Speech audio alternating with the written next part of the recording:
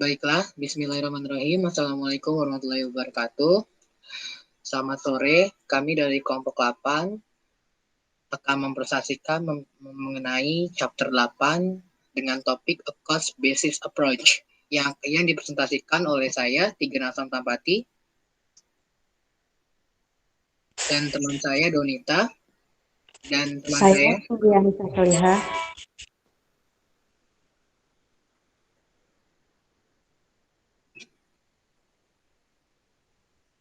Kak Heri.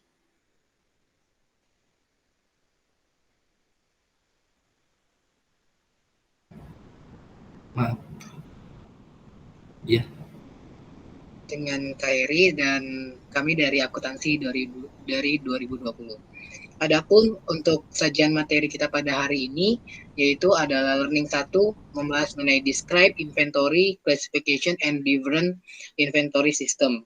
Learning kedua membahas mengenai identify the goods and cost include in inventory. Learning 3 akan membahas mengenai compare the cost flow assumption used to account for inventories, dan learning 4 akan membahas mengenai determine the effect of inventory error on the financial statement.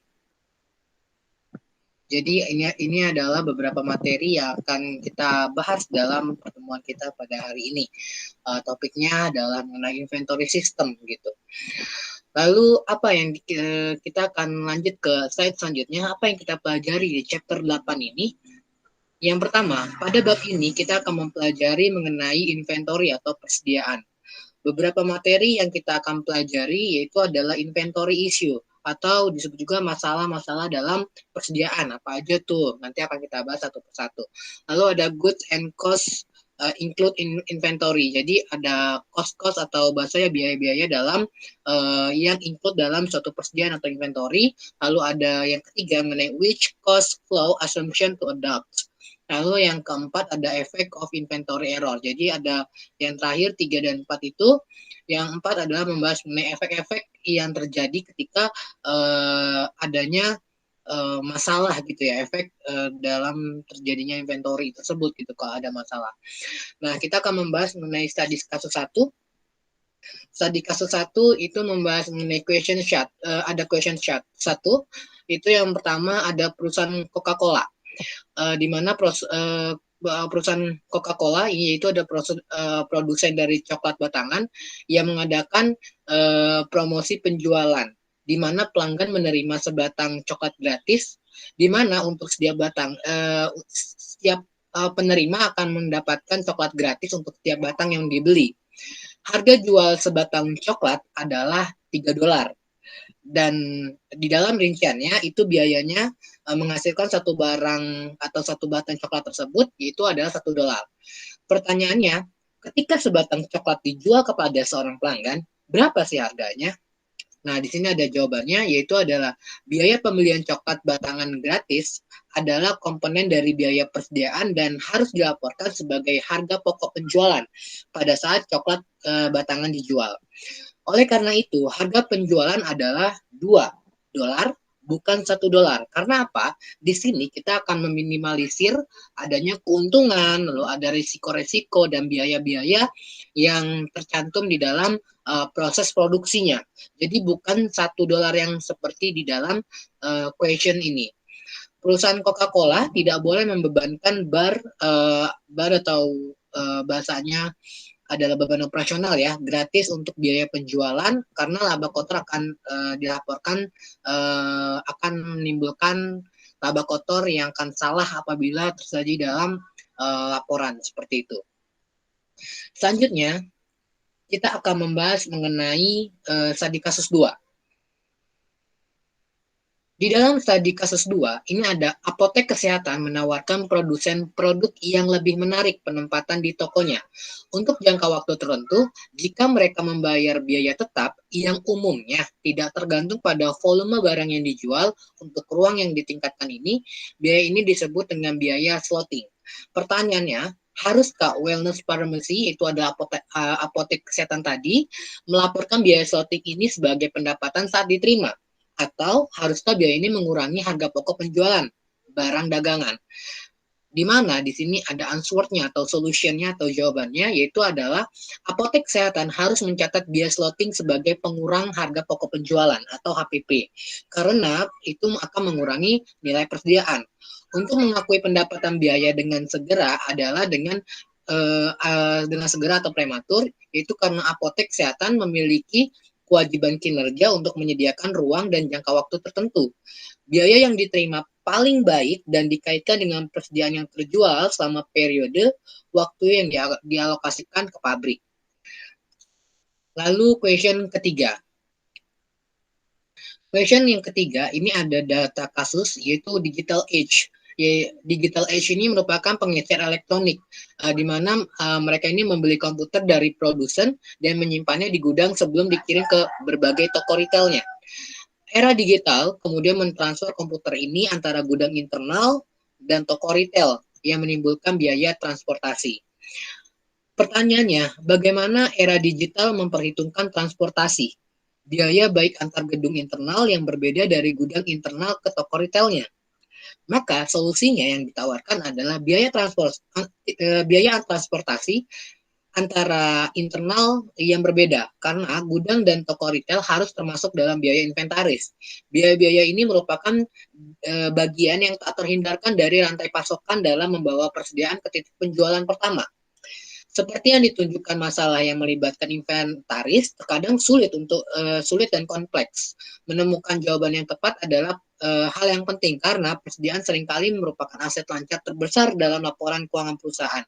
Kegagalan untuk mencatat persediaan dengan benar menyebabkan salah sajian atau salah laporan keuangan sebagai ukuran utama dalam kinerja keuangan seperti laba kotor dan laba bersih. Jadi dari studi kasus yang kita pelajari dari ketiga hal tadi, mulai dari rumah sakit, ada perusahaan manufaktur, dan di sini ada perusahaan yang berbasis kepada merchandising ya. Ini kita membahas bahwasannya dari tiga perusahaan tersebut, bahwasannya inventaris ini atau inventory atau persediaan ini sangat penting dalam hal pelaporannya, karena inventaris ini pencatatannya itu akan mempengaruhi di berbagai laporan keuangan yang terdapat dalam akuntansi, baik dari income statement, retained earnings, atau tadi ada laba kotor, laba ditahan, terus ada tadi juga laba bersih untuk menetapkan net income. Lalu nantinya juga akan tersaji juga di dalam laporan-laporan lainnya. Baiklah, kita akan membahas ke materi selanjutnya, yaitu adalah learning 1 mengenai describe inventory classification and different inventory system. Yang pertama, apa sih itu inventory? Inventory atau disebut juga dengan persediaan. Persediaan adalah item aset yang dimiliki perusahaan untuk dijual dalam kegiatan bisnis biasa atau barang yang akan digunakan atau dikonsumsi dalam produksi barang yang akan dijual. Deskripsi dan pengukuran persediaan memerlukan perhatian yang cermat. Investasi dalam persediaan seringkali merupakan aset lancar terbesar dari bisnis perdagangan, baik retail dan manufaktur. Jadi ibaratnya inventory ini adalah hal atau barang yang baik kalau di perusahaan merchandise itu sebagai barang yang akan dijual gitu ya, ataupun kalau di perusahaan manufaktur ini adalah bahan-bahannya gitu. Ibaratnya adalah biaya bahannya gitu ya, biaya yang menjadi variabel utama gitu dalam proses-proses yang akan diolah gitu dalam perusahaan manufaktur. Nah, dalam perusahaan dagang seperti Carrefour, atau kodenya di sini adalah FRA ya, yang berasal dari Prancis itu, biasanya membeli barang dagangnya dalam bentuk siap untuk dijual. Hal ini melaporkan biaya yang dibebankan ke unit yang tidak terjual, yang tersisa di tangan atau di dalam gudang ya, sebagai persediaan barang dagang. Hanya ada satu kelompok akun, yaitu adalah inventory account yang muncul dalam laporan keuangan. Jadi dalam ini khususnya perusahaan-perusahaan merchandise gitu ya, seperti tadi Carrefour gitu. Biasanya ini membeli barang-barang dagang ya. Kita mungkin tahu ya, banyak sekali barang-barang dagang yang ada di Carrefour, mulai dari barang-barang yang fashion ataupun foods gitu ya. Nah, ini juga di sana di Carrefour ini dikelompokkan bahwasannya di dalam perusahaannya itu dilaporkan dalam inventory account. Jadi semua data-data barang dagang yang akan dijual itu akan dilaporkan di sana. Selanjutnya kita akan membahas mengenai beberapa perusahaan bisnis terbesar. Di sini ada Cina Petroleum, lalu ada Nissan, lalu ada Royal Dutch, lalu ada Prochster, lalu ada George Weston, lalu ada Nokia. Mereka memiliki beragam jenis produk untuk dijual. Meskipun produk yang mereka hasilkan itu mungkin berbeda-beda ya. Dari segi, kalau misalnya kita lihat dari Nissan, pasti dia punya mobil yang jenisnya beda-beda gitu. Ada kualifikasinya, ada jenis tipe gitu. Dan kalau kita lihat dari Nokia, mungkin dari handphonenya, dia memang satu elektronik, tapi seriesnya itu berbeda gitu. Istilahnya adalah produk mereka itu produk satu handphone, tapi tipe-tipe yang dikeluarkan itu berbeda-beda. Artinya ketika perbedaan dari itu semua, pasti punya bahan-bahan material yang berbeda-beda juga. Series A sama series B pasti punya perbedaan gitu, baik dari hal spesifikasinya maupun dari hal tampilan, ukuran, dan tentunya semakin berbeda di antara komponen-komponen tersebut akan menimbulkan biaya-biaya yang berbeda gitu. Jadi meskipun produk yang mereka hasilkan mungkin berbeda, produsen biasanya memiliki 3 akun persediaan, yaitu ada raw material atau persediaan bahan baku, ibaratnya adalah bahan yang menjadi dasar gitu ya dalam pengelolaan dalam perusahaan manufaktur gitu. Lalu ada work in progress, ada persediaan barang dalam proses, artinya barang-barang yang setengah jadi gitu, yang masih proses pembuatan gitu ya. Ibaratnya ada 50%-nya work in process ini. Lalu ada finished good atau barang-barang yang sudah jadi atau barang jadi. Nah, sebagai alur dalam sebuah proses dalam melaporkan dan memperinci biaya-biaya yang terjadi dalam proses pengolahan persediaan dalam sebuah produksi perusahaan, dimulai dari biaya bahan baku. Jadi, step pertama dalam proses sebuah perusahaan manufaktur gitu ya, khususnya manufaktur itu adalah raw material atau biaya bahan baku. Biaya-biaya apa aja sih yang menjadi pokok-pokok gitu ya untuk dibuat bahan gitu nanti. Produk nih misalnya contohnya seperti coklat gitu ya. Pasti coklatnya yang menjadi biaya utamanya gitu. Terus misalnya lagi contohnya mungkin banyak ya perusahaan manufaktur ibaratnya mobil pun bisa, terus nanti biaya bahan bakunya apa saja, lalu biaya bahan baku dapat biaya bahan baku ini atau raw material ini dapat ditelusuri sampai akhir proses. Karena apa?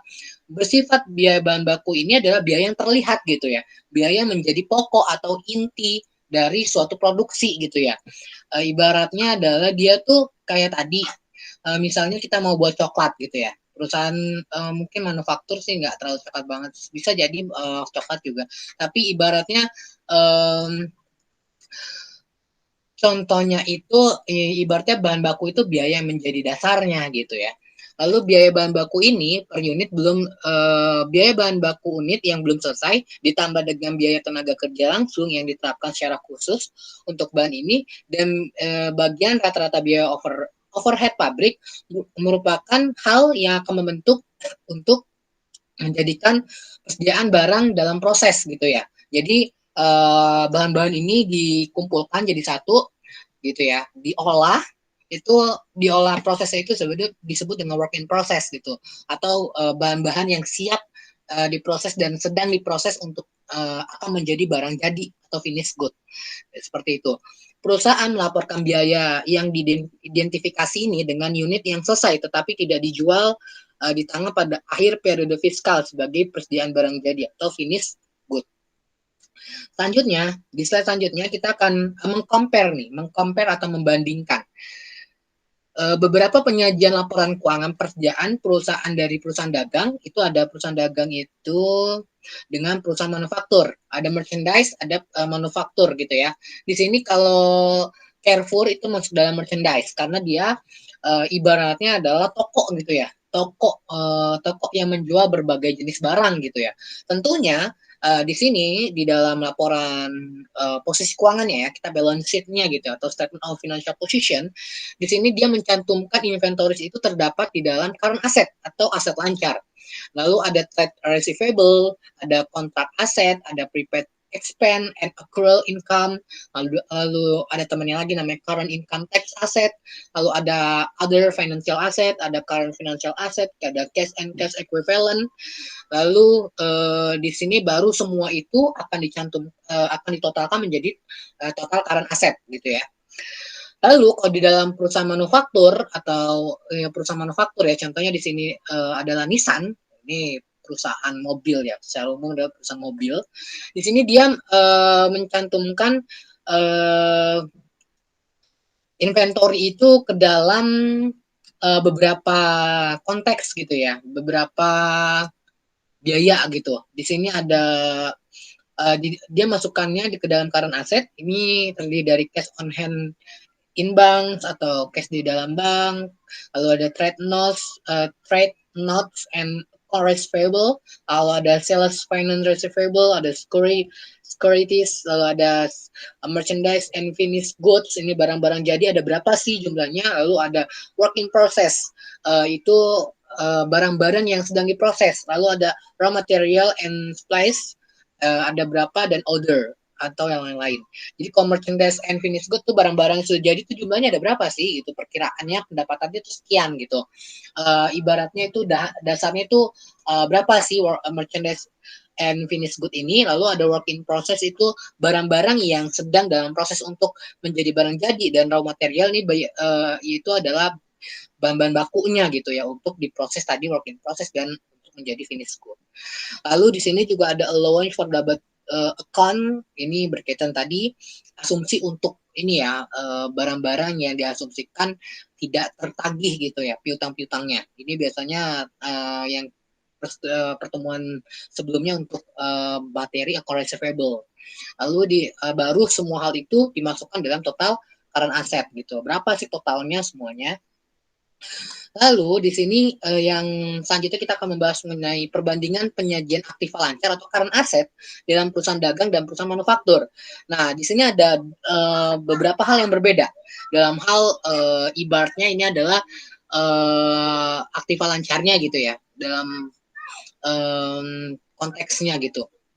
Nah, di sini di perusahaan manufaktur itu kan tadi dia akan seperti kayak yang di Nissan itu mengasumsikan bahwasannya ada 3 jenis materi gitu ya. Ada 3 jenis level atau biaya gitu ya, biasanya variabel gitu. Yaitu ada tadi variabel raw material, ada labor, lalu ada overhead. Kalau raw material tadi berkaitan dengan biaya bahan baku gitu. Lalu ada labor, itu biasanya tenaga kerja, lalu ada overhead, biaya-biaya yang biaya-biaya lain gitu ya, biaya-biaya yang lain yang dimana kok dalam prosesnya itu sulit untuk dihitung gitu ya. Bahasanya dia menjadi biaya yang mensupport gitu untuk menjadi barang jadi gitu loh. Misalnya contohnya seperti industri misalnya mie instan gitu ya. Apa nih yang raw materialnya adalah tepung gitu loh. Terus labornya pasti tenaga kerjanya, mulai dari departemen produksi, terus pengepakan, nanti untuk bumbunya itu kan menjadi proses-prosesnya gitu ya. Nah, di dalam proses-prosesnya itu terdapat labor gitu ya, ada tenaga kerjanya. Makanya setiap departemen gitu ya, setiap departemen baik di perusahaan manufaktur itu setelah selesai departemen ini akan ditambahkan biaya tenaga kerjanya berapa gitu, biaya overhead yang ada tuh apa gitu. Nanti selesai dari departemen itu dimasukkan ke dalam departemen lainnya gitu. Secara umum nih gambaran ini biasanya akan dibahas di akuntansi biaya ya. Nah, setelah beberapa proses dilalui, di proses terakhir itu adalah work in process gitu ya. Work in process masuk ke dalam finished good, baru masuk ke dalam COGS gitu, atau harga pokok penjualan gitu ya.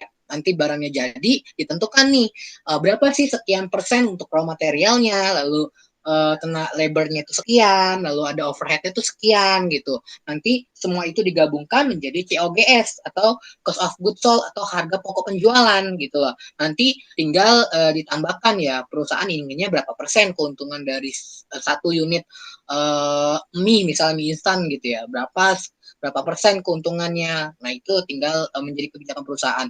Lalu yang kedua ada merchandise company atau perusahaan untuk perusahaan-perusahaan merchandise gitu ya. Contohnya tadi seperti Giant mungkin, terus ada Carrefour. Nah itu kan ibaratnya mereka itu membeli barang dari produsen gitu untuk dijual di tokonya gitu ya, di toko. Ibaratnya itu bisa toko retailnya maupun toko secara offline-nya gitu ya, yang kita bisa lihat mungkin supermarket namanya ya. Nah, ya, ibaratnya tuh mereka membeli barang disebut dengan COGS purge gitu, membeli bahan apa sih barang-barang jadi untuk dijual nanti akan dijual menjadi HPP gitu ya, HPP ditambah nanti marginnya berapa itu terserah kebijakan dari perusahaan. Jadi akun persediaan manufaktur atau persediaan pabrik di dalamnya baik Nissan di sini contohnya adalah Nissan akan memasukkan barang-barang seperti oli mesin, skrup, perlengkapan las dan perlengkapan sejenisnya digunakan dalam proses-proses produksinya, tetapi bukan merupakan bahan utama yang diproses. Jadi kalau tadi kita kembali lagi ke perusahaan manufaktur sini contohnya adalah perusahaan Nissan ya. Nissan itu kan perusahaan mobil gitu ya, membuat mobil itu pasti dong kalau kita mau beli mobil pasti sudah include dengan biaya-biaya seperti mesin, lalu ada pada proses-prosesnya gitu ya. Tapi tentunya biaya-biaya berkaitan dengan mesin, skrup, perlengkapan las, mesinnya ini konteksnya adalah pada saat pembuatannya gitu ya, bukan mesin mobilnya. Kalau mesin mobilnya itu masuk dalam raw materialnya gitu ya. Ibaratnya itu yang menjadi biaya pokoknya. Tapi kalau untuk di sini mesin ini adalah mesin-mesin yang mensupport gitu pada saat proses produksinya itu masuk ke dalam kelompok dari biaya overhead gitu ya. Lalu perlengkapan las, perlengkapan jenis lainnya yang digunakan dalam proses produksi. Lalu di sini ada selanjutnya adalah inventory cost flow. Di sini yaitu adalah perusahaan yang menjual atau memproduksi barang melaporkan persediaan dan harga pokok penjualan pada setiap akhir periode akuntansi. Alur biaya bagi sebuah perusahaan adalah sebagai berikut. Yang pertama yaitu adalah persediaan awal ditambah dengan harga pokok pembelian adalah harga pokok yang akan dijual atau harga jual gitu ya. Saat barang dijual, mereka dibebankan harga pokok penjualan. Ya seperti tadi HPP ditambah dengan margin gitu ya atau keuntungan gitu. Baru menjadi variabel untuk harga dijual gitu. Barang-barang yang tidak terjual pada akhir periode akuntansi merupakan persediaan akhir. Di sini kita perusahaan menggunakan salah satu perusahaan secara umum menggunakan salah satu dari dua jenis sistem untuk mempertahankan atau mencatat inventory ini atau persediaan ini yang secara akurat, baik dengan sistem perpetual atau sistem periodik.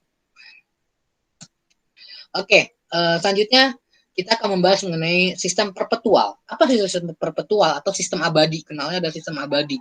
Nah, ibaratnya kalau secara singkat perpetual itu pada saat proses transaksi terjadi dia langsung catat. Beli lagi dia catat lagi. Misalnya misalnya di perusahaan merchandise gitu ya. Contohnya dia membeli barang, maka langsung dicatat. Ini perpetual, tapi kalau periodik biasanya tuh di akhir-akhir baru dilakukan penjurnalan gitu ya. Secara teknisnya seperti itu.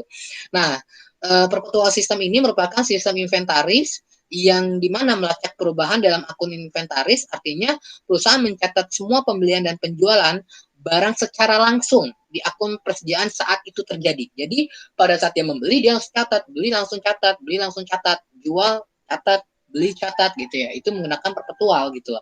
Fitur dari akuntansi dari sistem persediaan perpetual adalah sebagai berikut. Yang pertama adalah pembelian barang dagang untuk dijual kembali.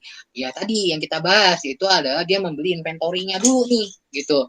Atau bahan baku untuk produksi nanti akan didebit ke persediaan bukan untuk pembelian. Jadi nanti akan pada saat ya perusahaan itu membeli barang, biasanya debitnya adalah inventory, kreditnya adalah cash. Kalau dia menggunakan uang perusahaan, kas perusahaan. Tapi kalau dia menerbitkan hutang, bisa menggunakan notes, bisa menggunakan wesel tagih ataupun dengan account payable gitulah. Seperti itu. Lalu ada freight in, ini didebit ke inventory, bukan purge, di mana retur dan potongan pembelian serta diskon pembelian dikreditkan ke persediaan, bukan ke akun terpisah.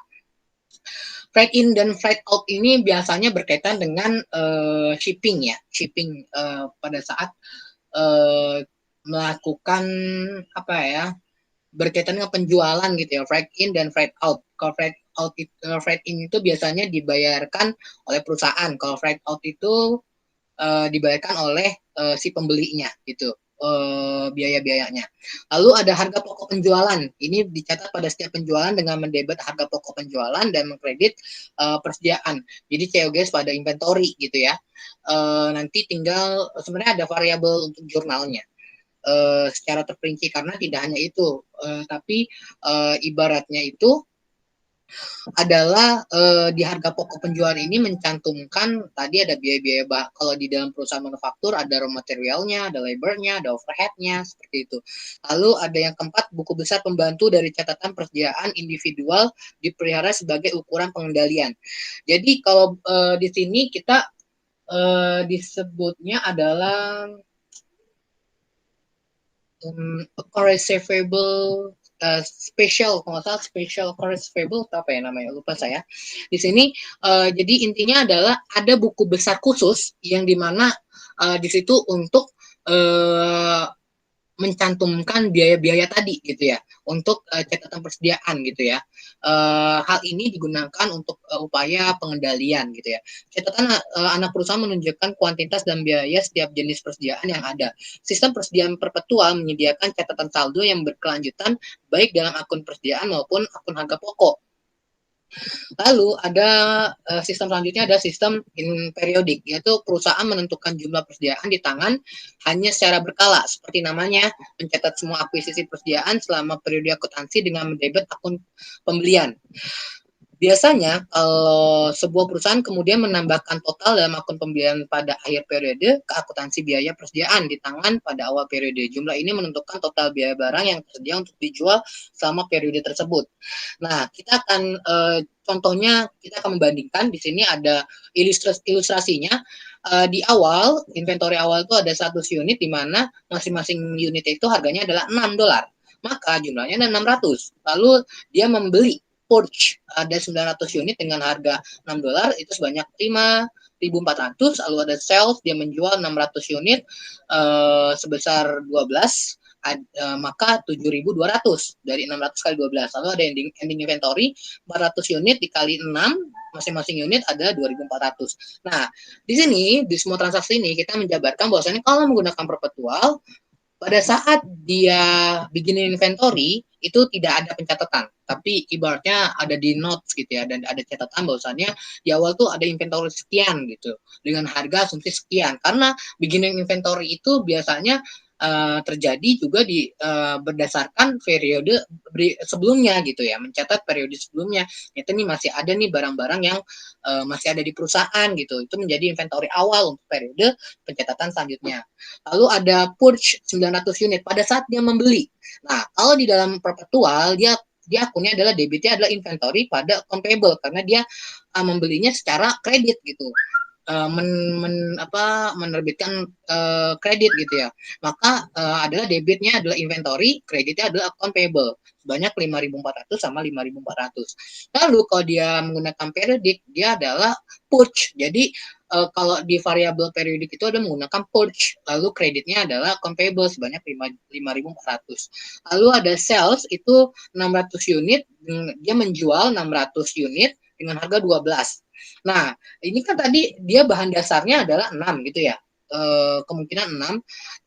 Di sini dia menjualnya adalah 12. Nah, kalau di dalam perpetual dia akan mencatat bahwasannya account receivable kreditnya sales revenue sebanyak 7.200 dan COGS pada kredit inventory sebanyak 3.600. Nah, 7.200 itu dari tadi 600 kali 12 tuh 7.200. Maka pada core receivable pada sales revenue. Artinya dia mendapatkannya itu di waktu berikutnya gitu ya. 7.200, lalu ada COGS sama inventory, biaya bahan dasarnya gitu ya. Pada saat ini kan perusahaannya asumsinya adalah perusahaan ini ya, apa sih? Merchandise gitu ya. Adalah dari 3.600 ini 600 kali 6. Lalu kalau di perusahaan periodik itu hanya mencatat tadi core receivable sama sales revenue saja, tapi tidak menjurnal untuk COGS sama inventory-nya. Lalu periodic entries for inventory account ini 400 unit dengan harga per unitnya adalah 6. Kalau di sini kalau di dalam perpetual itu dia no entry, jadi tidak ada jurnal gitu ya. Lalu kalau di dalam periodik itu ada inventory ending by account itu 2.400, COGS-nya 3.600, pulsnya pada saat menjual dalam satu periode tersebut itu 5.400 dan inventory di awal adalah 600. Nah, ini harus balance semua ini. Lalu kita lanjut ke bagian perbandingan entry jurnal. Nah, entry jurnal di dalam sistem perpetual dengan sistem periodik ini adalah debitnya adalah inventory over and short sebanyak 200 dan inventory sebanyak 200 di kredit. Nah, selanjutnya ada control of inventory.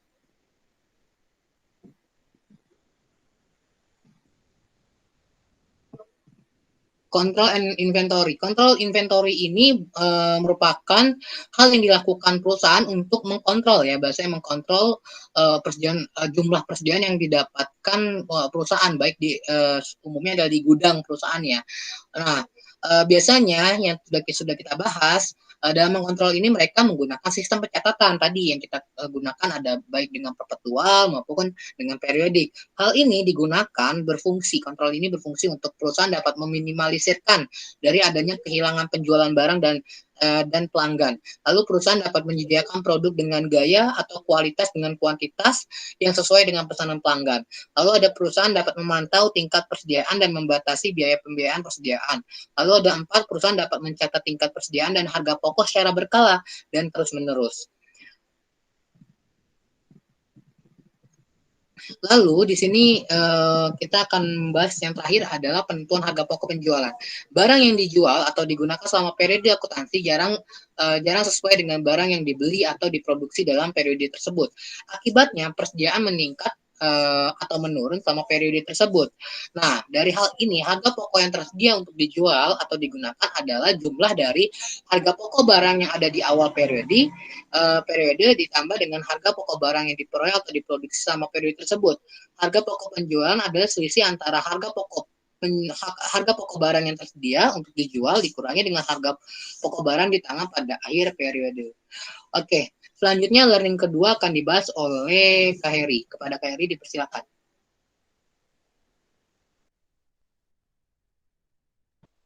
Ya, baik, terima kasih Tigran.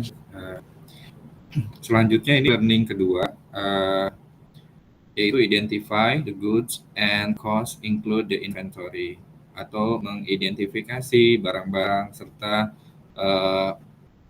biaya yang termasuk ke dalam inventory. Bisa next. Oke, baik, di sini langsung ada contoh kasus. Jadi sebuah perusahaan mengakui persediaan dan utang usaha pada saat mengendalikan aset. Misalnya, ketika Lee Ltd membeli jam tangan Apple untuk dijual kembali. Lee mencatat jam tangan ini sebagai persediaan pada saat kendali diserahkan kepada Lee. Oleh karena itu, pengendalian merupakan faktor kunci dalam menentukan kapan pembelian dan penjualan suatu produk diakui. KIASB menunjukkan bahwa Lee mengkontrol jam tangan Apple ketika ia memiliki kemampuan untuk mengarahkan penggunaan dan memperoleh secara substansial semua manfaat dari jam tangan ini. Nah, kontrol juga mencakup kemampuan Lee untuk mencegah perusahaan lain mengarahkan penggunaan atau menerima manfaat dari jam tangan ini. Seperti disebutkan dalam bab 7, dalam contoh Lululemon, perusahaan kemudian melihat ke berbagai indikator untuk menentukan apakah kontrol telah dilakukan. seperti itu. Kemudian salah satu indikator ini yaitu peralihan hak. Nah, sering digunakan untuk menentukan penguasaan karena hak dan kewajiban ditetapkan secara hukum. Misalnya, ketika Lee membeli jam tangan Apple, hak kepemilikan resmi menjadi milik Lee sampai jam tangan tersebut dijual kepada pelanggan. Namun dalam beberapa kasus terbatas, indikator lain harus dipertimbangkan karena hak legal dan jalur kontrol tidak cocok. Seperti itu. Next. Bisa tolong next, Igan, thank you. Yang kontrol yang lain itu yang perlu dipertimbangkan yang tadi yang penjelasannya antara lain yang pertama adalah barang dalam transit. Nah, seringkali perusahaan seperti ini contohnya ya, perusahaan LG Elektronik membeli barang dagangan yang masih dalam perjalanan, belum diterima pada akhir periode fiskal. Akuntansi untuk barang-barang yang dikirim ini tergantung pada siapa yang mengendalikan barang dagangan. Dalam situasi ini, perusahaan umumnya menentukan kontrol berdasarkan siapa yang memiliki hak legal atas barang dengan menerapkan aturan passage of title. Nah, jika pemasok mengirimkan barang ke LG FOB ya, titik pengiriman hak milik berpindah ke LG. Saat pemasok mengirimkan barang ke pengangkut umum yang bertindak sebagai agen untuk LG, ini FOB itu singkatannya free on board ya. Jika pemasok mengirimkan barang FOB tujuan, hak milik berpindah ke LG hanya ketika menerima barang dari pengangkut umum atau titik pengiriman dan tujuan. Seringkali ditentukan oleh lokasi tertentu, misalnya ya karena ini LG Korea, jadi FOB-nya Seoul kayak gitu. Ketika LG mendapatkan hak legal atas barang, LG harus mencatatnya sebagai pembelian dalam periode fiskal tersebut dengan asumsi sistem persediaan periodik. Dengan demikian, barang dikirim ke LG, FOB titik pengiriman.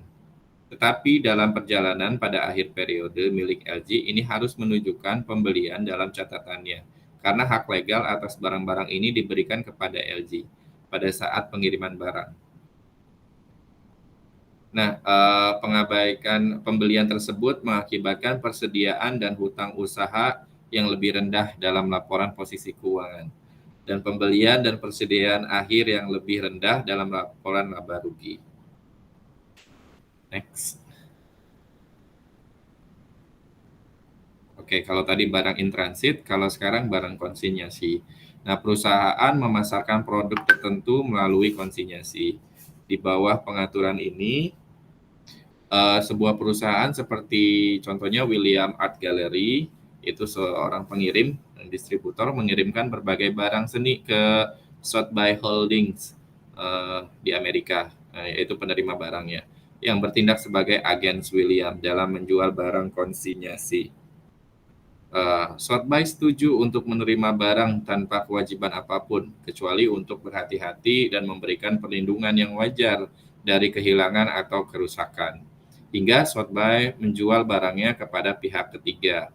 Ketika Sotheby menjual barang, ia mengirimkan pendapatan, dikurangi komisi penjualan, dan biaya yang dikeluarkan untuk menyelesaikan penjualan kepada Williams. Barang di luar konsinyasi tetap menjadi milik pengirim, William dalam contoh di atas ya. Meskipun Sotheby memiliki kepemilikan fisik atas barang tersebut, ia tidak memiliki kendali karena hak legal dan risiko serta manfaat kepemilikan tetap berada pada Williams. Williams dengan demikian memasukkan barang-barang dalam persediaannya pada harga pembelian atau biaya produksi. Nah, kadang-kadang hanya untuk jumlah yang signifikan. Pengiriman menunjukkan persediaan pada konsinyasi sebagai item terpisah. Kadang-kadang pengirim melaporkan persediaan pada konsinyasi dalam catatan atas laporan keuangan. Misalnya, Eagle Clothes Incorporated USA melaporkan hal berikut terkait dengan barang konsinyasi.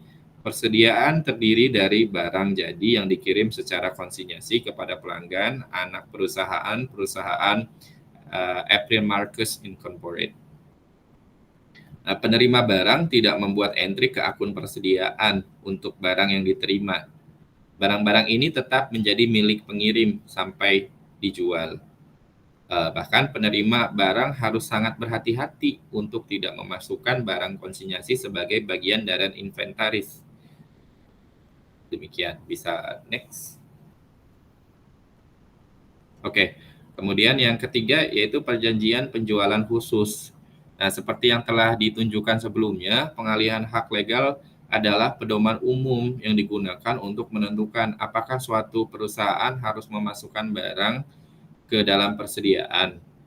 Pengalihan hak legal dan substansi yang mendasari transaksi terkadang tidak cocok. Misalnya, hak kepemilikan yang sah mungkin telah berpindah ke pembeli, tetapi penjual barang tetap memegang kendali atas persediaan. Nah, berarti harus ada adjustment ya. Nah, dua situasi penjualan khusus diilustrasikan di sini untuk menunjukkan jenis masalah yang dihadapi perusahaan dalam prakteknya tersebut. Yang pertama, penjualan dengan perjanjian pembelian kembali. Yang kedua, penjualan dengan tingkat pembelian yang tinggi. Bisa next. Oke. Ini penjelasannya yang dari 2 poin tadi. Jadi penjualan dengan perjanjian pembelian kembali, ya kadang-kadang perusahaan membiayai persediaannya tanpa melaporkan kewajiban atau persediaan pada laporan posisi keuangannya. Pendekatan ini sering disebut sebagai perjanjian pembelian kembali atau pembiayaan produk. Biasanya melibatkan transfer, penjualan baik dengan perjanjian pembelian kembali implisit atau eksplisit. Nah, ini sebagai ilustrasi, Hill Enterprises mentransfer inventaris ke Chess PLC dan secara bersamaan setuju untuk membeli kembali barang dagangan ini. Dengan harga tertentu selama jangka waktu tertentu. Chess kemudian menggunakan inventaris sebagai jaminan dan meminjamkannya. Chess menggunakan hasil pinjaman untuk membayar Hill yang membeli kembali inventaris di masa depan. Chess menggunakan hasil dari pembayaran untuk memenuhi kewajiban pinjamannya. Oke, kita langsung ke bawah aja. Konsep yang mendasarinya yaitu mengakui pendapatan pada saat persediaan disimpan ya. Itu prinsip pengakuan pendapatan, artinya kewajiban kinerja tidak terpenuhi karena kontrol belum dialihkan ke pembeli. Bisa next. Oke, kemudian yang kedua ini penjualan dengan tingkat pengembalian yang tinggi. Di sini ada contoh dalam industri seperti industri penerbitan, kemudian musik, mainan, dan barang olahraga. Perjanjian formal atau informal sering ada yang mengizinkan pembeli mengembalikan inventaris untuk pengembalian dana penuh atau sebagian.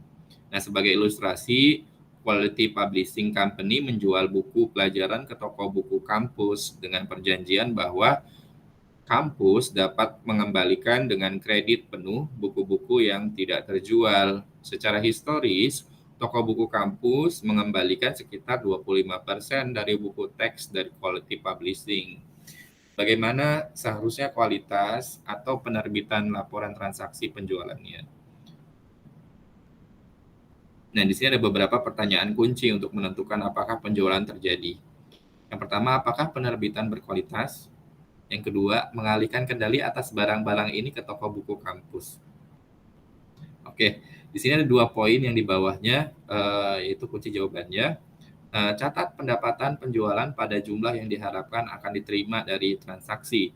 Transaksi ini melibatkan pertimbangan variabel dan oleh karena itu harga transaksi disesuaikan untuk mengakui bahwa sebagian dari buku pelajaran ini akan dikembalikan.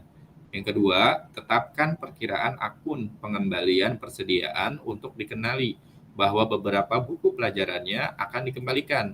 Alasan untuk merekam persediaan yang diestimasi adalah pengendalian atas sejumlah besar buku pelajaran belum lolos ke toko buku kampus. Next.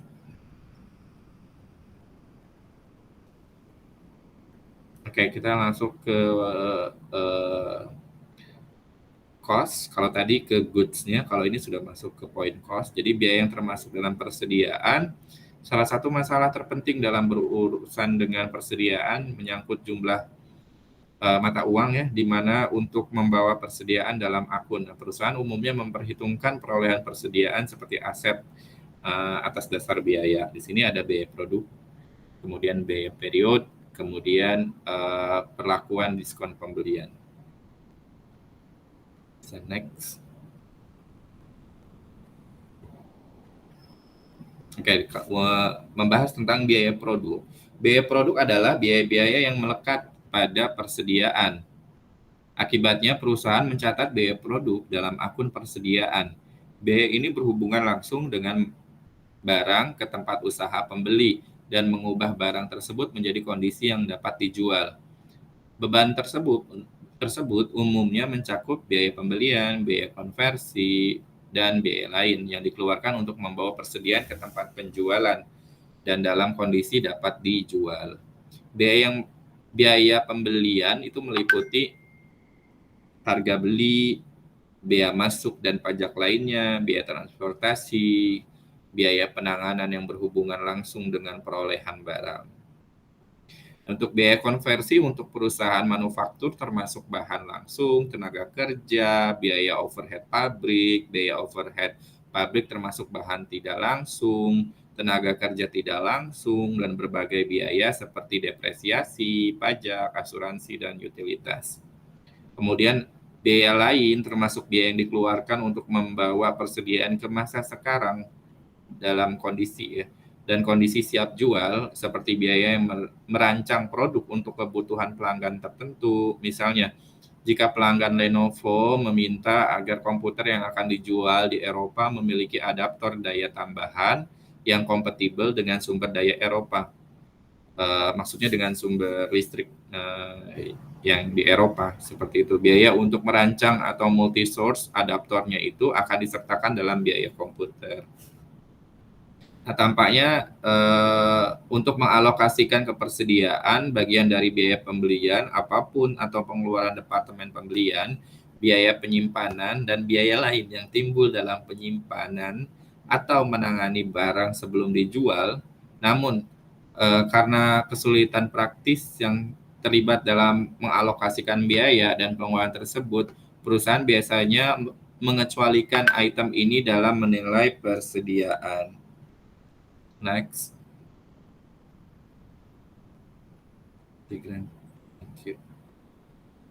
Sorry. Oke, selanjutnya biaya periode.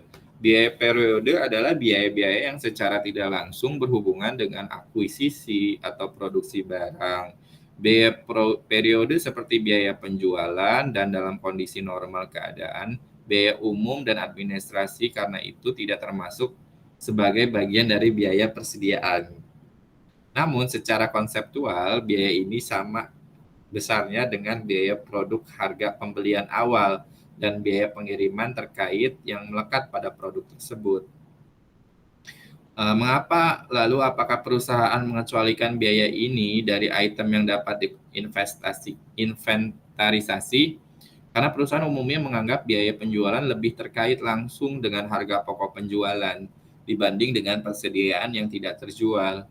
Selain itu, biaya periode, terutama biaya administrasi, sangat tidak terkait atau tidak langsung terkait dengan proses produksi langsung, bahwa alokasi apapun adalah murni seperti itu.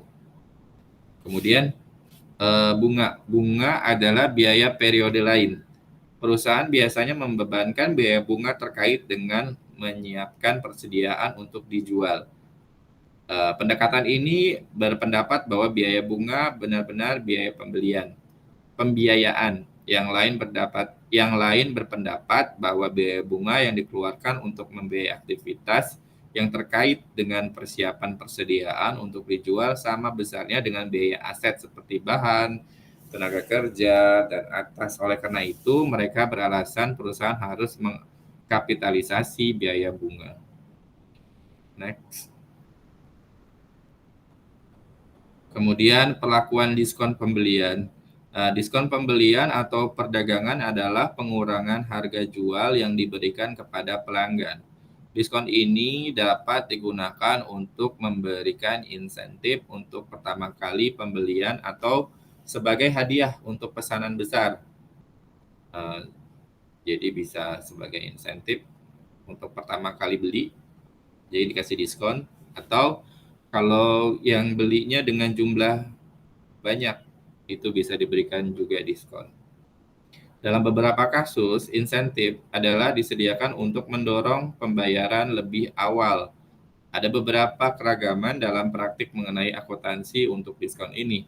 Dengan beberapa perusahaan mencatat diskon sebagai pengurang persediaan, sementara yang lain memperlakukan diskon sebagai pendapatan. Namun, IASB mengharuskan diskon ini menjadi dicatat sebagai pengurang biaya persediaan. Oke. Nah, ini ilustrasi untuk data entry gross method ataupun net method. Jadi untuk mengetahui perbedaan antara metode gross dan metode net, jadi bisa dilihat seperti ini. Jadi purchase cost $10.000, terms-nya 2% kalau bisa membayar dalam waktu 10 hari setelah invoice di-issued. Kemudian netnya adalah 30 hari. Lewat dari 30 hari maka overdue. Nah, di sini untuk gross method, kreditnya yaitu purchase, kemudian debitnya itu purchase, kemudian kreditnya yaitu AP, account payable. Tidak jauh beda sama dengan net method, namun amount-nya yang berbeda. Di gross method 10.000, di net method 9.000. Nah, beranjak ke invoice of 4.000 dibayar dengan diskon period. Kalau kondisinya itu diskon period ya. Jadi account payable kalau untuk gross method, di debitnya account payable, kreditnya purchase diskon, kemudian cash. Kemudian untuk net method yaitu account payable pada cash. Kemudian yang terakhir yaitu invoice of $6.000 paid after discount period. Jadi bisa dilihat gross methodnya kebalikan yang tadi, jadi account payable pada cash, kemudian yang net methodnya itu account payable, kemudian purchase discount loss pada cash. Seperti itu. Untuk selanjutnya learning objective 3 yang akan disampaikan oleh Donita ya. Iya, Kak. Kepada Kasih ya, Donita Kak. dipersilakan. Selanjutnya ada learning 3. Asumsi arus biaya yang digunakan untuk menghitung persediaan. Next. Selama periode fisikal tertentu, perusahaan biasanya membeli barang dagangan dengan beberapa harga berbeda. Jika suatu perusahaan menetapkan harga persediaan berdasarkan biaya yang melakukan banyak pembelian dengan biaya per unit yang berbeda, biaya mana yang harus digunakan secara konseptual, identifikasi khusus dari barang yang dijual dan tidak terjual tampaknya optimal. Oleh karena itu, IASB mensyaratkan penggunaan metode identifikasi khusus dalam kasus ini di mana persediaan biasanya tidak dapat dipertukarkan, atau untuk barang dan jasa yang diproduksi atau dipisahkan untuk proyek tertentu. Misalnya, inventarisasi rumah keluarga tunggal adalah kandidat yang baik untuk pengguna metode identifikasi khusus. Sayangnya, untuk sebagian besar perusahaan, metode identifikasi khusus tidak praktis. Hanya dalam situasi di mana perputaran persediaan rendah, harga satuan tinggi, atau jumlah persediaan kecil, kriteria identifikasi spesifik terpenuhi. Selanjutnya, biaya persediaan harus diukur dengan menggunakan salah satu dari dua asumsi aliran biaya, Yang pertama itu masuk pertama, keluar pertama atau FIFO. Yang kedua itu ada biaya rata-rata. Selanjutnya, ada identifikasi khusus. Identifikasi khusus memerlukan identifikasi setiap item yang dijual dan setiap item dalam inventaris. Sebuah perusahaan termasuk dalam harga pokok penjualan biaya barang-barang tertentu yang dijual. Ini termasuk dalam persediaan biaya barang-barang tertentu di tangan. Metode ini hanya dapat digunakan dalam kasus di mana praktis untuk memisahkan secara fisik berbagai pembelian yang dilakukan. Akibatnya, sebagian besar perusahaan hanya menggunakan metode ini ketika menangani sejumlah kecil barang yang mahal dan mudah dibedakan. Selanjutnya, dalam perdagangan eceran, ini mencakup beberapa jenis perhiasan, mantel bulu, mobil, dan beberapa perabotan di bidang manufaktur. Ini mencakup pesanan khusus dan banyak produk yang diproduksi di bawah sistem biaya pekerjaan. Di bawah itu ada contoh ilustrasinya. Next, Gran. Selanjutnya ada biaya rata-rata.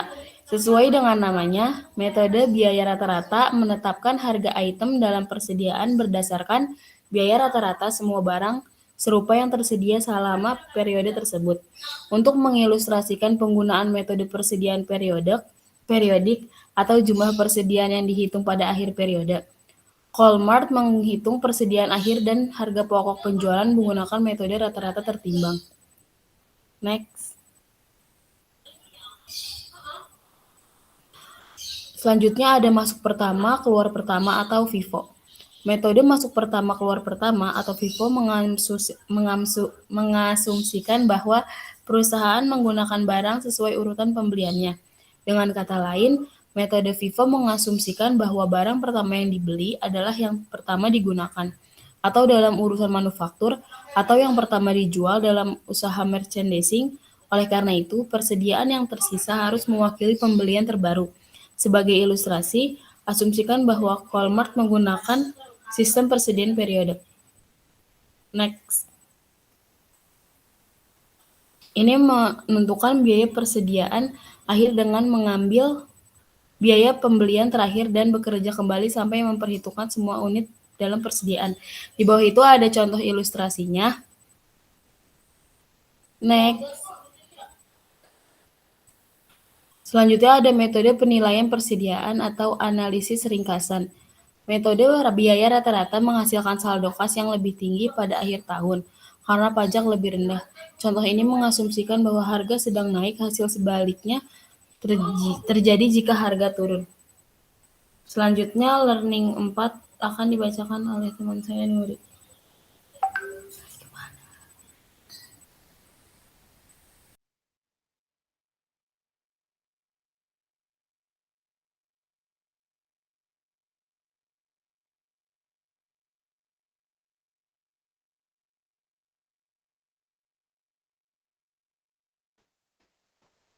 Nuri keluar ya?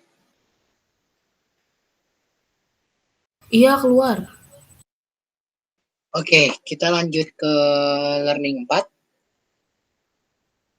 Learning 4, kita akan membahas mengenai determine the effect of inventory errors on the financial statement. Di sini kita akan membahas mengenai item yang salah dimasukkan atau dikecualikan dalam menentukan harga pokok penjualan melalui salah saji persediaan yang akan mengakibatkan kesalahan dalam laporan keuangan, pernyataan dalam laporan keuangan. Nah, di sini kita akan membahas mengenai ending inventory mistake.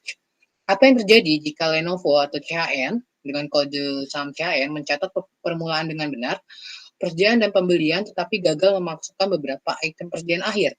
Dalam situasi ini, seperti yang ada di gambar, menunjukkan efek yang dihasilkan pada laporan keuangan pada akhir periode. Jika persediaan akhir dikecilkan, modal kerja dan rasio lancar akan normal atau bersahaja. Jika harga pokok penjualan dilebih-lebihkan, maka laba bersih atau net income akan dikecilkan gitu. Nah, di sini kita akan membahas ilustrasinya. Untuk mengilustrasikan efek pada laba bersih selama periode 2 tahun, 2022 sampai 2023, mengasumsikan bahwa Yen Chen Ltd mengecilkan persediaan yang pada akhirnya itu sebanyak 10.000 dalam ribuan pada tahun 2022. Semua item lainnya dinyatakan dengan benar. Efek dari kesalahan ini adalah menurunkan laba bersih pada tahun 2022 dan meningkatkan laba bersih pada tahun 2023. Kesalahan diimbangi atau offset pada tahun 2023 karena persediaan awal adalah dilebih-lebihkan dan laba bersih dilebih-lebihkan seperti yang ditunjukkan oleh ilustrasi 8.15. Baiklah, selanjutnya akan dijelaskan oleh Nuri. Laporan laba rugi salah satu angka laba bersih. Jika YCN melebih-lebihkan persediaan akhir pada tahun 2002,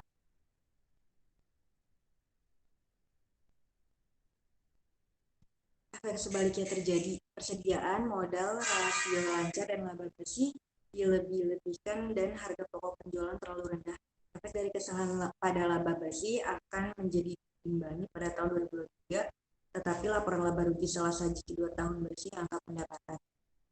Ilustrasi 8.15 adalah efek dari kesalahan ending inventory pada 2 periode. Purchases and inventory misstated. Misalkan Bishop Company tidak mencatat sebagai pembelian barang tertentu yang itu memiliki dan tidak menghitungnya dalam persediaan akhir. Ilustrasi 8.16 menunjukkan pengaruhnya terhadap laporan keuangan dengan asumsi ini adalah pembelian pada akhirnya.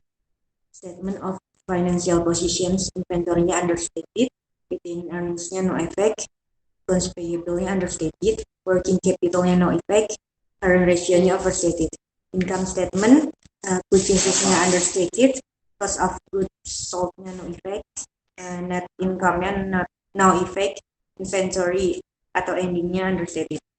Nah, ilustrasi yang ke-18 ini adalah financial statements effects of misstated purchases and inventory. Next. Kelalaian barang dari pembelian dan inventaris menghasilkan pernyataan yang meremehkan persediaan dan tata usaha dalam laporan proses keuangan. Juga menghasilkan pernyataan pembelian yang lebih rendah dari persediaan akhir dalam pendapatan. Namun, penghilangan barang tersebut tidak mempengaruhi laba bersih untuk periode. Mengapa tidak? Karena Bishop mengecilkan pembelian dan akhir persediaan dengan jumlah yang sama. Kesalahan tersebut diimbangi dengan harga pokok barang terjual. Total modal kerja tidak berubah, tetapi rasio lancar dilebih-lebihkan karena penghilangan jumlah yang sama dari persediaan dan akan harus dibayar. Next.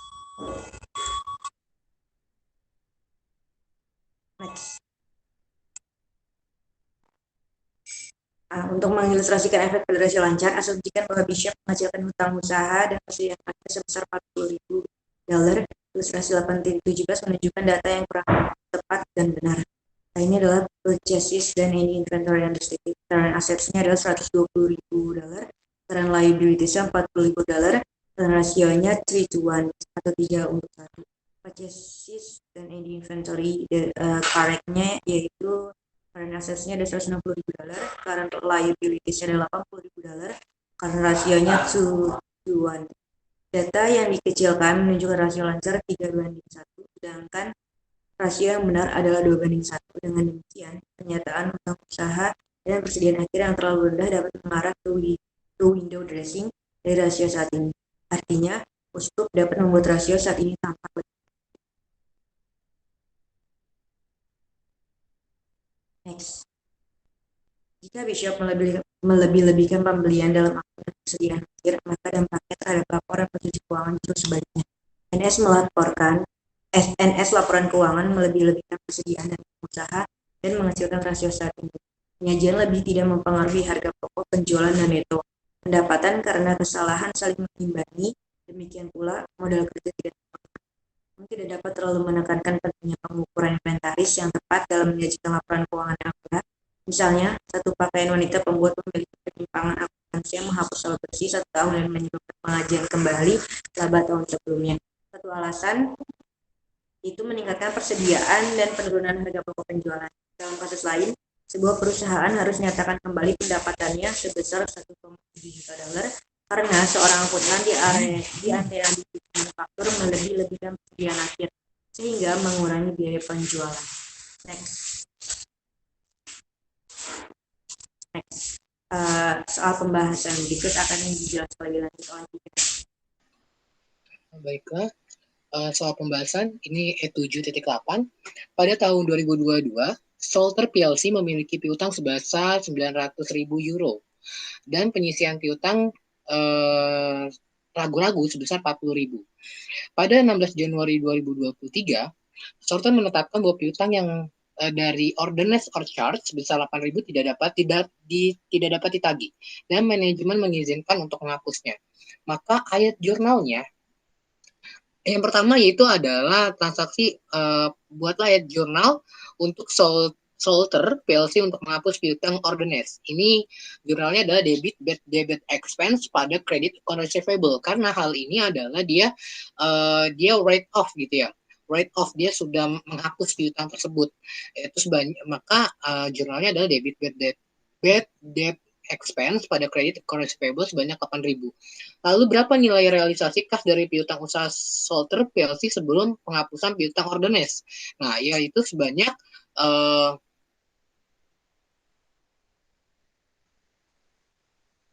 yaitu sebanyak 40.000 ya.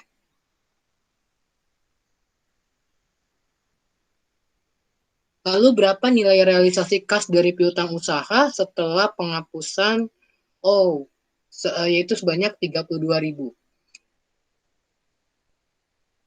Langsung kita soal selanjutnya yaitu adalah E7.16. Di sini kita akan menjurnal transaksi using the data above, give the journal entries required the record each of the following cases. Di sini to obtain additional cash, Misumi factor without guarantee of credit loss sebanyak 20.000 of account receivable with still finance. The finance charge is 10% of the amount factories. Ini kita akan menjurnalnya itu adalah debt cash, debitnya loss on sale of receivable sebanyak 20.000 dikali 10%. Karena kan dia di sini adalah menggaransi kredit ya sebanyak 10%. Berarti 20.000 dikali 10%-nya adalah 2.000. Maka debit cash 18.000, loss atau kerugian dari penjualan sebanyak 2.000 dari 20.000 kali 10%, kreditnya adalah account receivable sebanyak 20.000. Lalu ada to obtain 1 year, ini sebanyak 50.000, 55.000. Misumi assigns 65.000 of specific receivable account the Hero Finance. The finance charge is 8% of the loan. The cash is received and the current turn of to Hero Financial. Ini debitnya yaitu adalah cash, debit interest payable-nya 50.000 kali 8% sebanyak 44.400. Credit note payable-nya adalah 55.000. Lalu ada the company wants to maintain allowance for double full account 5% dari gross account receivable, itu maka jurnalnya debitnya adalah bad debit expense, credit ada allowance for double accounts itu sebanyak 4.100. Lalu yang terakhir ada based on assigned analysis and allowance of 5.800 sold the report assumes the allowance has a credit balance of 1.100. Di sini kita mencari selisih dari 5.800 karena dia ada balance credit di akhirnya itu adalah 1.100. Berarti yang digunakan adalah 4.700 dengan jurnalnya adalah debit account receivable, credit allowance for double full account sebanyak 4.700 dan cash pada credit account receivable 4.700. Lalu di sini kita akan membuat soal selanjutnya LO6. Ini mengenai instruksinya ada prepare a bank reconciliation going from balance per bank and balance per books to correct the cash balance and prepare the general journal entry and entries to correct the cash amount. Di sini untuk rekonsiliasinya balance di bank itu sebanyak 8.650. Lalu ada deposit in transit 2.850, lalu ada outstanding check-nya 1.100 dan adjust balance-nya 10.400 dari hasil ini. Lalu untuk balance per book-nya 9.250, ada note collected 1.500, bank service charge 15, ada note subscription funds cash itu sebanyak 335 dan adjust balance-nya adalah 10.400. Lalu mungkin sampai sini presentasi kita pada hari ini. Kurang lebihnya mohon maaf. Wassalamualaikum warahmatullahi wabarakatuh.